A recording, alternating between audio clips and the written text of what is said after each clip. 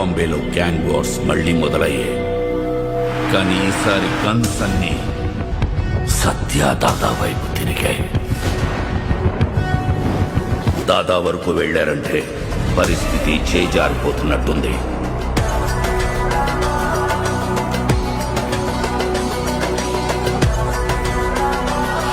వాళ్ళ ఎదుట నిలబడి గెలవడానికి మాత్రం ఒక్కడే